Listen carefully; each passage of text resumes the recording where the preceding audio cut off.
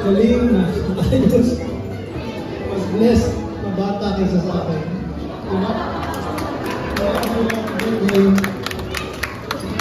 Ako, it's more of a prayer, prayer that you will have a perfect heart to obey God's command.